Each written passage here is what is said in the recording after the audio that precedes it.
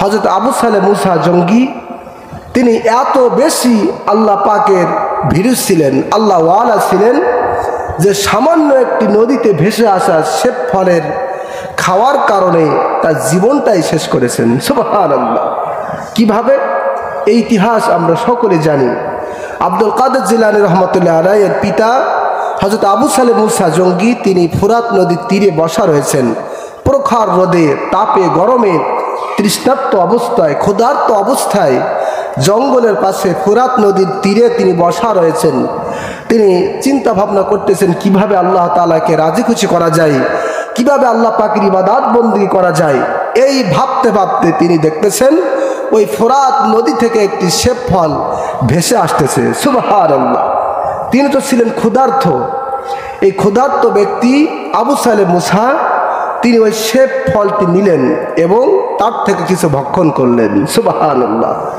শরিয়াতের মাসআলা অনুযায়ী কোনো ফল যদি নদীর স্রোতে ভেসে আসে, প্রবাহিত পানিতে যদি ভেসে আসে, সেটা যদি কোনো ব্যক্তি পায় এবং ক্ষুধার্ত অবস্থায় যদি খায়, সেটা তার জন্য অপরাধ হয় না। সুবহানাল্লাহ।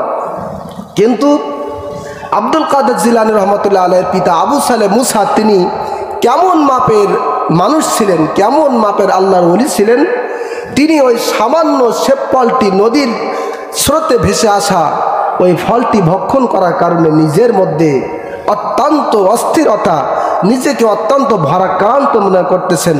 তিনি ভাবতেছেন আমি যে ফলটি খেয়েছি এই ফলের মালিকের কাছ থেকে তো আমি অনুমতি নেই নাই, কাজে কিয়ামতের ময়দানে যদি ওই মালিক যদি আল্লাহ তাআলার কাছে বিচার দেয় যে আল্লাহ আমার ফল নদীর স্রোতে ভেসে গিয়েছিল আর এই আবু সালেহ মুসা খেয়েছিল, আমার কাছ থেকে অনুমতি নেই নেই, কাজে আমি আবু সালেহ মুসাকে যদি আসামির কাতারে দাঁড়াতে হয় আমার সব ইবাদত বন্দেগী নষ্ট হয়ে যাবে। ঠিক কিনা বলুন? ঘটনা শুধু শুনলেই হবে না, বোঝার চেষ্টা করতে হবে। সামান্য একটি সেব ফল, কেউ বলেছেন আপেল, তো বইয়ের ভাষা হচ্ছে সেব ফল, তো এটা ভেসে আসার কারণে সে ভক্ষণ করেছে, এজন্য সে নিজেকে কত অপরাধী মনে করতেছে। আর আমরা শুধু ফল নয় কত কিছু খেয়ে ফেলি। ঠিক কিনা বলুন? আমরা খেতে খেতে একবারে ইউনিয়ন পরিষদ পর্যন্ত শেষ করে ফেলি, আছে না নাই?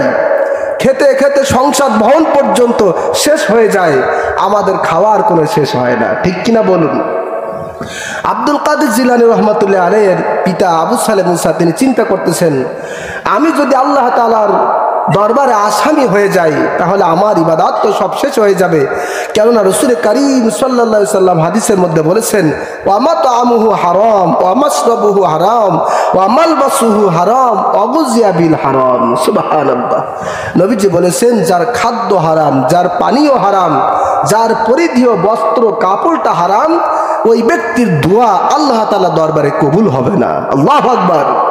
তার দোয়া, তার ইবাদত বন্দেগী, তার নামাজ রোজা কিছুই আল্লাহ দরবারে কবুল হবে না যদি খাদ্যটা হারাম হয়, পোশাকটা যদি হারাম হয়, যে পানিটা পান করবো ওই পানিটা যদি হারাম হয়, কোন ইবাদত বন্দেগী আল্লাহ তাআলা দরবারে কবুল হবে?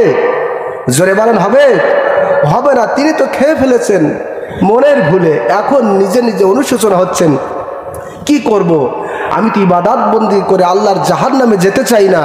কেননা আল্লাহর হাবিব সাল্লাল্লাহু আলাইহি ওয়াসাল্লাম বলেছেন লা ইয়াদখুলুল জান্নাতা লাহমুন নাবাতা মিনাস সুহতি ওয়া কুল্লু লাহমিন নাবাতা মিনাস সুহতিন নার। হারাম ভক্ষণকারী, যে দেহের গোশত হারাম মাল দ্বারা গঠিত, ওই দেহ আল্লাহর জান্নাতে যাবে না, বরং ওই দেহ আল্লাহর জাহান্নামে চলে যাবে। জোরে কর নাউজুবিল্লাহ। কাজে আমি ইবাদত বন্দেগী করে আমি তো জাহান্নামে যেতে চাই না, কি করব, এখন কি করা যায়? তো তিনি চিন্তা করতেছেন যেহেতু উত্তর দিক থেকে দক্ষিণ দিকে নদীর স্রোত আসতেছে, তাহলে নিঃসন্দেহে এই সেব ফলটি উত্তর দিক থেকে ভাসতে ভাসতে এসেছে। ঠিক কিনা?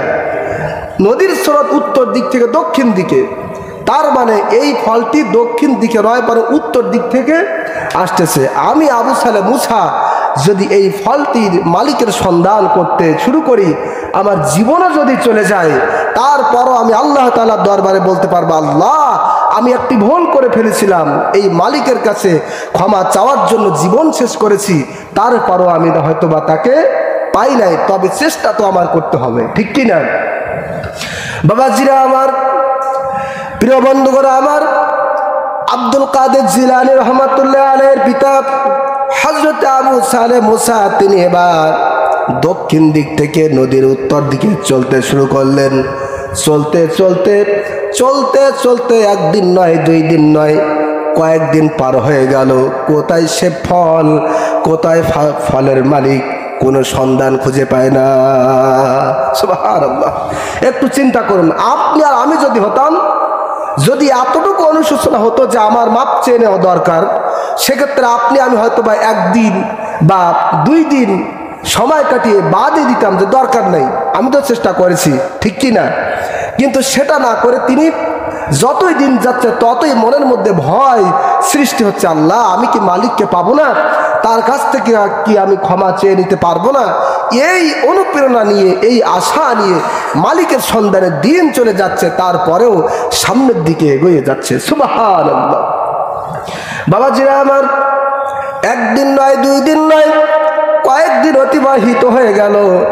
এক পর্যায়ে দেখা গেল নদীর তীরে একটি গাছ, সে ফল গাছ অথবা আপেল গাছ, এই গাছটি নদীর তীরে ঝুঁকে রয়েছে। আবার যেই ডালটি নদীর তীরে ঝুঁকে রয়েছে, ওই ডালের মধ্যে কিছু কিছু ফল পেকেছে। সুবহানাল্লাহ। তাহলে স্বাভাবিকভাবে আর কারো বুঝতে বাকি থাকলো না যে নিশ্চয়ই এই ফল থেকেই, এই গাছ থেকেই ফলটা পড়েছে এবং স্রোতে উত্তর দিক থেকে দক্ষিণ দিকে গিয়েছে। সুবহানাল্লাহ। বাবাজিরা আমার, হযরত আবু সালেহ মুসা তিনি বুঝতে পারলেন আমার কাঙ্ক্ষিত স্থানে আমি পৌঁছে গেছি, এবার মালিকের সন্ধানটা পাওয়া সহজ হয়ে যাবে। সেখানে অবস্থাপন করলেন, সেখানে কিছু সময় অপেক্ষা করলেন। একজন ব্যক্তির সাথে দেখা হলো।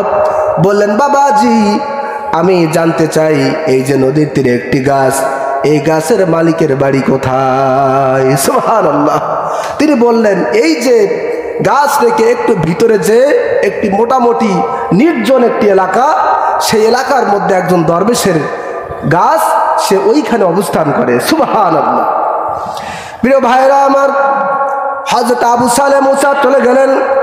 যাওয়ার পরে বাড়ির পাশে যে সালাম দিলেন, আসসালামু আলাইকুম ইয়া আহলাল বাইত, ঘরের পরিবারের ঘরের মানুষদেরকে সালাম দিয়ে দিলেন। ভিতর থেকে আওয়াজ আসলো, ওয়ালাইকুম আসসালাম। সুবহানাল্লাহ। সালামের উত্তর দিয়েই বাইরে চলে আসলেন। আসার পরে দেখছেন একজন সুন্দর চেহারার একজন যুবক তার বাড়ির সামনে দাঁড়িয়ে রয়েছেন। বলেন সুবহানাল্লাহ। ওই যে ফলের মালিক, তার নাম হচ্ছে দরবেশ আব্দুল্লাহ সাইমি রহমাতুল্লাহ আলাইহি। তিনি বাড়ি থেকে বাইর হয়ে বলছেন, বাবা কিসের জন্য তুমি এসেছো? আব্দুল্লাহ প্রশ্নের জবাবে হযরত আবু সালেহ মুসা বলছেন, আমি আপনার এই গাছের স্রোতে ভেসে যাওয়া ফলটি আমি ভক্ষণ করে ফেলেছিলাম। বাবা আপনি আমাকে দয়া করে ক্ষমা করে দেন, তাই না হলে কিয়ামতের ময়দানে আমি তো আসামির কাঠগড়ায় দাঁড়িয়ে যাব। সুবহানাল্লাহ। হযরত আব্দুল্লাহ সাইমি রহমাতুল্লাহ তিনি আশ্চর্য হয়ে গেলেন যে এটা আবার কেমন যুবক, আমার গাছ থেকে শুধু পানিতে স্রোতে ভেসে যাওয়া ফল, শুধু মানুষ নয় কত প্রাণী খেয়ে যাচ্ছে, এবং শুধু পানিতে পাওয়া নয় বরং আমার গাছ থেকে কত মানুষ নিয়ে যাচ্ছে, কেউ আজ পর্যন্ত আসলো না আমার কাছে ক্ষমা চাইতে। আর এই যুবক কত দূর থেকে পানিতে বেঁচে যাওয়া সে ফল ভক্ষণ করে ফেলেছে, এজন্য সে নিজের অপরাধ ক্ষমা করার জন্য আমার কাছে এসেছে। নিঃসন্দেহে এই যুবক সাধারণ কোনো যুবক হতে পারে না, ঠিক কিনা বলুন? বাবাজিরা আমার, আমি আগেই বলেছি হযরত বাবা পীর আব্দুল কাদের জিলানী রহমাতুল্লাহ আলাইহির মাতা আম্মা জান, তিনি কিন্তু ইমাম হুসাইন রাদিয়াল্লাহু তাআলা আনহুর বংশধর, ঠিক কিনা বলুন? কাজেই সেই সূত্রে হযরত দরবেশ আব্দুল্লাহ সাইমি তিনিও আমার রাসূল পাকের বংশধর। সুবহানাল্লাহ। কাজে রাসূলুল্লাহর বংশধর, তাদের ইবাদত বন্দেগী, তাদের আল্লাহ ভীরু, তাদের তাকওয়া আমাদের চেয়ে অনেক বেশি, ঠিক কিনা? তিনি বুঝতে পারলেন এই যুবক সাধারণ কোনো যুবক নয়, এর ভিতরে নিশ্চয়ই অনেক গুণ রয়েছে, অনেক ভালো দিক রয়েছে। কাজেই একে আমার কিছু সময় প্রয়োজন। ওই আব্দুল্লাহ সাইমে তিনি চিন্তা করলেন একে তো সাধারণভাবে ছাড়া যাবে না, নিঃসন্দেহে ভালো মানের একজন ব্যক্তি, ভালো মনের একজন যুবক।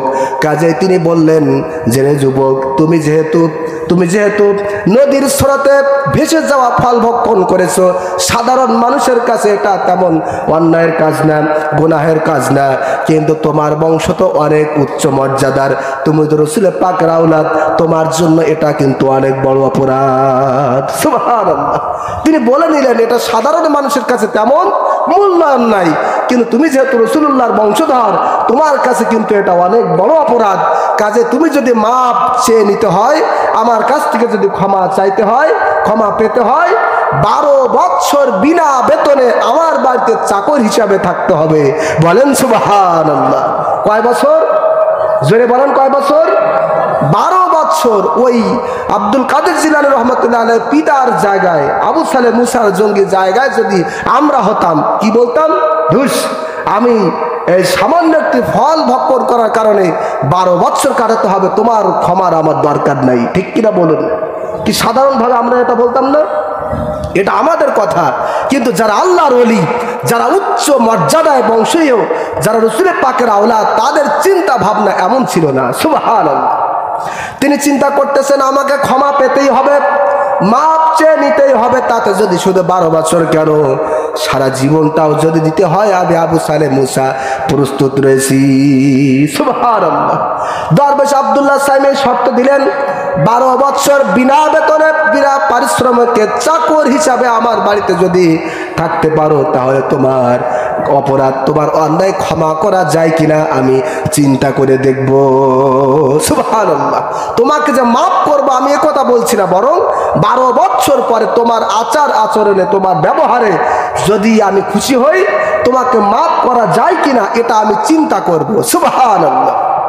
বাবাজিরা আমার, প্রিয় ভাইরা আমার, 1 বছর 2 বছর এভাবে করে যখন 12টি বছর পূর্ণ হয়ে গেল, এই 12টি বছরের ভিতরে দরবেশ আব্দুল্লাহ সাইমি তিনি ওই হযরত আবু সালেহ মুসাকে শুধু কাজের কথা বলেন নয়, বরং সামান্য কাজ দিলেন এবং তার সাথে সাথে ইলমে মারিফাত, ইলমে শরিয়াতের শিক্ষা দান করতে লাগলেন। সুবহানাল্লাহ। যেহেতু তিনিও একজন বড় মাপের আলেম এবং রাসূলুল্লাহর বংশধর, তার ভিতরে যে ইলমে শরিয়াত, ইলমে মারিফাত আছে, এই 12 বছরে তিনি সব শিক্ষা দিতে লাগলেন। সুবহানাল্লাহ। প্রিয় ভাইরা আমার, 12 বছর যখন পূর্ণ হয়ে গেল, হযরতে আবু সালেহ মুসা বললেন, বাবা আমার তো 12 বছর পূর্ণ হয়ে গেছে, এবার কি আপনার বাড়ি থেকে আমি মুক্তি পেতে পারি? আমার জীবনের গোনা, ওই সামান্য ফল খাওয়ার অপরাধটাকে আমি ক্ষমা পেতে পারি? সুবহানাল্লাহ। হযরত আব্দুল্লাহ সাইমি রহমাতুল্লাহ আলাইহি তিনি বলতেছেন, বাবা আমি তো তোমাকে বলি নাই যে 12 বছর পরে আমি তোমাকে মাফ করব, বরং আমি বলেছিলাম 12 বছর পরে তোমাকে মাফ করা যায় কিনা আমি চিন্তা ভাবনা করে দেখব। সুবহানাল্লাহ। কাজে তুমি মুক্ত নাই, তবে আর একটি শর্ত, এই শর্ত যদি তুমি পূর্ণ করতে পারো, তাহলে আমি তোমার জীবনের গোনা, তোমার এই অন্যায়ের অপরাধের ক্ষমা আমি করে দিব। সুবহানাল্লাহ। দ্বিতীয় নাম্বার শর্ত কি? বাবা ভালো করে শোনো, আমার একটি কন্যা সন্তান রয়েছে, যেই কন্যা সন্তান কালো, কুশ্রী, বোবা, কালা এবং নেংড়া।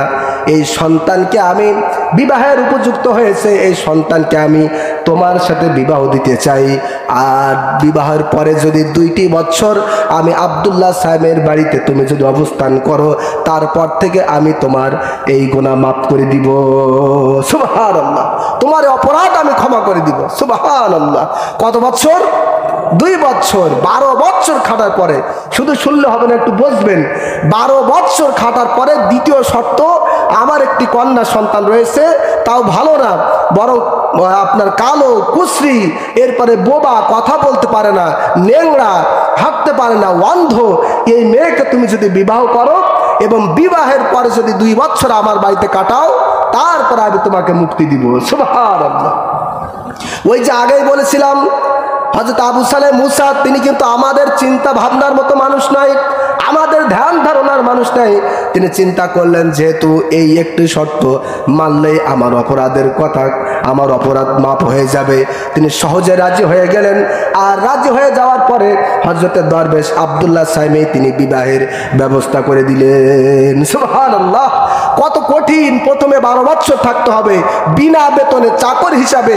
তারপরে প্রত্যেক যুবকের তো একটি আশা থাকে ভালো সুন্দরী মহিলা, বড় সুন্দরী মেয়ে তার জীবন সঙ্গিনী করার জন্য, ঠিক কিনা?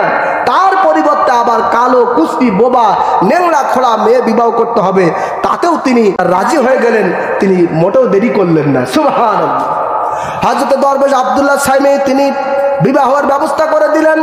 বিবাহে হয়ে যাওয়ার পরে যখন বাসর ঘর শুরু হয়ে গেল, হযরতে আবু সালেহ মুসা তিনি বাসর ঘরের ভিতরে চলে গেলেন। সুবহানাল্লাহ। দরজাটি খোলার সঙ্গে সঙ্গে তিনি দেখলেন একেবারে পরমা সুন্দরী, কত সুন্দর চেহারার একজন পরমা সুন্দরী মেয়ে ঘন্টা মুড়ি দিয়ে খাটের উপরে বসে রয়েছেন। সুবহানাল্লাহ। ওই যে আগেই বলা হয়েছিল কালো কুৎসির বোবা খোড়া নেংড়া চোখে দেখে না, সঙ্গে সঙ্গে হযরতে আবু সালেহ মুসা তিনি চিন্তা করলেন আমার স্ত্রী যিনি হবেন তিনি মনে হয় এখনো এই ঘরের ভিতরে প্রবেশ করেন নাই। তার পরিবর্তে হয়তো বা তার কোন আত্মীয় স্বজন ঘরের ভিতরে অবস্থান করছেন। সঙ্গে সঙ্গে দরজাটি খোলে ওই দৃশ্য দেখে, চেহারাটি এক পলক দেখে আবার বাইরে দৌড়ে চলে গেলেন। সুবহানাল্লাহ। বাইরে যখন চলে গেলেন এবার আর সম্পর্ক আরো গাঢ় হয়ে গেছে। হযরতে আবু সালেহ মুসার শ্বশুর হযরতে দরবেশ আব্দুল্লাহ সাইমি বলছেন বাবা তুমি কোথায় চলে যাও? বলছেন আব্বা জান আপনি যে সন্তানকে আপনার সন্তানের বর্ণনা দিয়েছেন কালো কুৎসির বোবা নেংড়া খোড়া অন্ধ, সে তো এখনো ঘরে আসে নাই, বরং তার পরিবর্তে অন্য কোনো মহিলা ঘরের ভিতরে প্রবেশ করেছে, আমি তাকেই এক পলক মাত্র দেখে চলে এসেছি। সুবহানাল্লাহ। বলছে বাবা তুমি বুঝতে পারো নাই, ওই তুমি যে মেয়ে সন্তানটি স্ত্রী হিসাবে ঘরে দেখেছো সেটা আর কেউ না, সেটাই হচ্ছে আমার মেয়ে। বলেন সুবহানাল্লাহ। বাবাজিরা আমার, এবার হযরত আবু সালেহ মুসা জঙ্গি বলছেন আব্বা জান দীর্ঘ 12টি বছর আপনার খেদমতে ছিলাম, আপনার এখানে অবস্থান করেছি, খোদার কসম আপনি যে এত বড় ধোঁকাবাজ আমি আর কখনো দেখি নাই। আল্লাহু আকবার। আপনি তো মিথ্যা কথা বলেছেন, আপনি বলেছেন আপনার মেয়ে কালো কুস্তি বোবা চোখে দেখে না খোড়া নেংড়া, অথচ আপনার মেয়ে তো অত্যন্ত সুন্দরী। আপনি আমার সাথে মিথ্যা বলেছেন, বিবাহ থাক আপনার মেয়েও থাক, আর এই মৃত্যুকে দরবারে আমি আর থাকবো না, আমি চললাম। বলেন সুবহানাল্লাহ। হযরত দরবেশ আব্দুল্লাহ সাইমি বলছেন বাবা তুমি রাগ করো না, চলে যাও না, ভালো করে বোঝো আমি আমার কন্যা সন্তানকে এজন্যে অন্ধ বলেছি যে আমার কন্যা সন্তান যতদিন পর্যন্ত সে বড় হয়েছে একটি দিনের জন্যে কখনো কোনো দিনের জন্যে বেগানা কোনো পুরুষের সামনে যায় নাই। সুবহানাল্লাহ। আমার মেয়ে তার চক্ষু দিয়ে কোনো বেগানা অপরিচিত পুরুষের সামনে সে কখনো যায় নাই। সুবহানাল্লাহ। এজন্য আমি তাকে অন্ধ বলেছি। সুবহানাল্লাহ। বলছেন তাহলে তো আপনার মেয়ে হাঁটতে পারে, নেংড়া নাই খোড়া নাই, কিসের জন্য খোড়া বললেন? বলছে বাবা তুমি বোঝো নাই, আমার মেয়ে প্রাপ্ত বয়স হবার পরে কখনো কোনো দিনের জন্য নিজের বাড়ি থেকে বাইর হই নাই। সুবহানাল্লাহ। সে খোড়ার মতো, খোড়ারা যেমন বাড়ি থেকে বাইর হয় না, ঠিক অনুরূপ ভাবে সে পর্দাকে এমন ভাবে আলিঙ্গন করেছে, মেনে নিয়েছে, কখনো সে বাড়ি থেকে বাইর হই নাই। সুবহানাল্লাহ। রে বাবা তুমি রাগ করো না, আমার মেয়ে সন্তান কখনো বাইর হয় নাই। এর জন্য এলাকার মানুষের ধারণা ছিল আমার কন্যা সন্তান কালো কুচির, দেখতে খারাপ, পায়ে চলতে পারে না, খোড়া নেংড়া এবং মানুষের সাথে কথাও বলে না। এজন্য সকলের ধারণা ছিল ওই মেয়েটি মনে হয় বোবা এবং কালো কুচি। মানুষের ধারণা এটা ছিল। এজন্য আমার মেয়েকে আমি বলেছি সে হচ্ছে কালো কুচ্ছিত চেহারার অধিকারী। জোরে কন্যা নাউজুবিল্লাহ। সম্মানিত হাজিরিন, এবার হযরত আবু সালেহ মুসা জঙ্গি বলছে সব তো বুঝলাম, তাহলে আমি যেদিন এসেছিলাম ওই দিন তো বিবাহ দিলেই হয়ে যেত, এতদিন কষ্ট করে 12টি বছর পর্যন্ত কেন আপনার দরবারে রাখলেন? সুবহানাল্লাহ। এবার পূর্ণাঙ্গ ইতিহাস জানতে চাইছেন, যেদিন এসেছিলাম আপনার মনের অবস্থা এমন যে আমাকে জামাই বানাবেন, যেদিন এসেছিলাম ওই দিন তো দিলেই হয়ে যেত, আপনি দেরি করালেন কেন? বলছেন, বাবা তুমি বোঝো নাই, তুমি যখন এসেছিলে তখন আমার মেয়ে ছিল নাবালিকা, ওই সময় তো শরীয়তের হুকুম হয় না, বিবাহ দেওয়া যায় না, কাজেই তুমি এসেছিলে, তোমাকে আমি দেখেই বুঝতে পেরেছিলাম আমার মেয়ের স্বামী হিসাবে তোমাকে নির্ধারণ করব। তো মেয়ে যখন সাবালিকা হয়ে গেল তখন না আমি তোমার জন্য বিবাহের ব্যবস্থা করেছি। বলেন সুবহানাল্লাহ। সম্মানিত হাজিরিন, এই হচ্ছে বড় পীর আব্দুল কাদের জিলানী রহমতুল্লাহ আলাইহির পিতার জীবনী, যার নাম ইতিহাসের পাতায় লেখা হয়েছে হযরতে আবু সালেহ মুসা জঙ্গি এবং তার আম্মা জান হযরতে উম্মুল খায়ের ফাতেমা। এই দুইজনের সমন্বয়ে যিনি এই পৃথিবীতে ধরাধামে এসেছিলেন তার নাম হচ্ছে আউলিয়া কুলি শিরোমণি মাহবুবে সুবহানি গাউসে সামদানি বড় পীর আব্দুল কাদের জিলানী রহমতুল্লাহ আলাইহি। সুবহানাল্লাহ। যিনি তার মায়ের পেট থেকে 18টি পারা পর্যন্ত মুখস্থ অবস্থায় পৃথিবীতে এসেছিলেন। সুবহানাল্লাহ।